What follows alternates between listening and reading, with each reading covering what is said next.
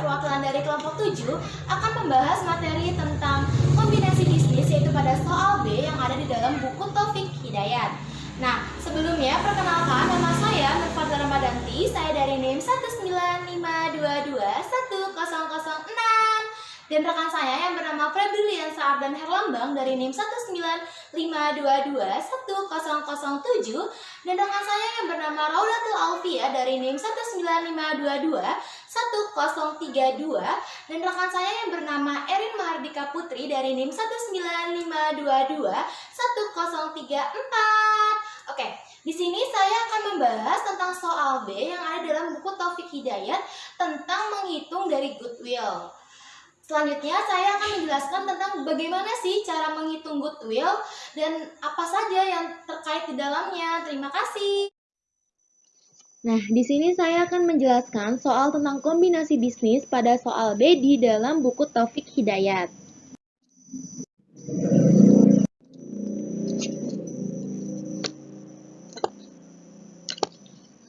Di dalam soal A buku Taufik Hidayat, yaitu pada tanggal 31 Desember 2017, PT Windu Kencana melakukan akuisisi atas seluruh aset neto PT Mitra Mandiri dalam sebuah penggabungan usaha. Laporan keuangan untuk PT Windu Kencana dan PT Mitra Mandiri pada saat penggabungan usaha adalah sebagai berikut. Nah, di sini ada laporan posisi keuangan dari PT Windu Kencana dan PT Mitra Mandiri, di mana di PT Windu Kencana ini ada nilai tercatat dari aset dan liabilitas yaitu 2.520.000.000. Sedangkan di PT Mitra Mandiri nilai tercatat dari aset dan liabilitasnya yaitu 765 juta.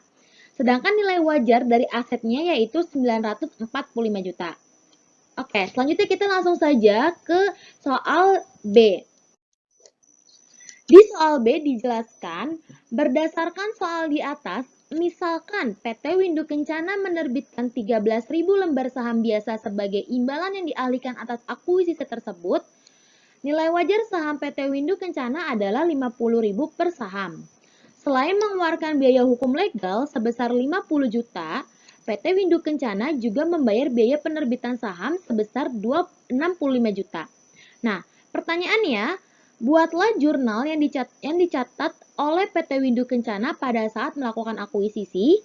Yang B, hitunglah nilai tambahan modal disetor yang muncul atas akuisisi tersebut. Nah, mereka berdua pertanyaan ini harus angka awalnya adalah kita harus mencari goodwill terlebih dahulu. Bagaimana sih cara mencari goodwill-nya? Oke, di sini akan saya jelaskan cara mencari goodwill terlebih dahulu. Nah, cara mencari goodwill yaitu dengan cara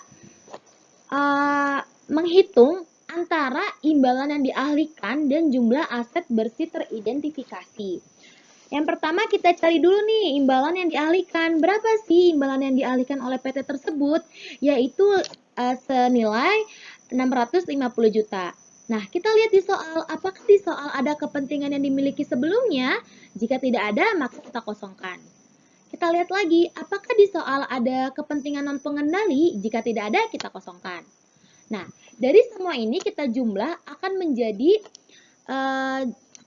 hasil yaitu 650 juta. Selanjutnya, kita akan mencari aset bersih teridentifikasi. Bagaimana cara mencari aset bersih teridentifikasi? Yaitu dengan cara total semua aset lalu dikurangkan dengan liabilitas. Nah, kita lihat nih, berapa nilai kas dari PT Mitra Kencana yang nilai wajarnya ternyata 180 juta. Berapa nilai piutang usahanya? Ternyata 115 juta. Berapa nilai persediaannya? Ternyata 100 juta. Berapa sih nilai tanahnya? Ternyata 245 juta. Dan berapa nilai bangunan dan mesinnya? Yaitu 305 juta. Dari seluruh aset ini ternyata kita ketahui bahwa seluruh jumlah total asetnya yaitu 945 juta. Selanjutnya kita cari lagi yaitu utang usaha dan utang wesel. Ternyata di PT Mitra Kencana itu terdapat utang usaha dan utang wesel. Nah, utang usahanya itu 290 juta, sedangkan utang weselnya 170 juta. Dari kedua ini kita jumlah menjadi 460 juta. Nah, 945 juta dikurang 460 juta dapatlah 485 juta. Dari 485 juta ini dikurang dari imbalan yang dialihkan, yaitu 650 juta. Dan berapa hasilnya? Ternyata ditemui hasilnya yaitu 165 juta. Nah, dari sini kita tahu bahwa goodwill dari kedua PT tersebut adalah senilai 150 juta. Terima kasih. Selanjutnya akan dibahas oleh teman rekan saya.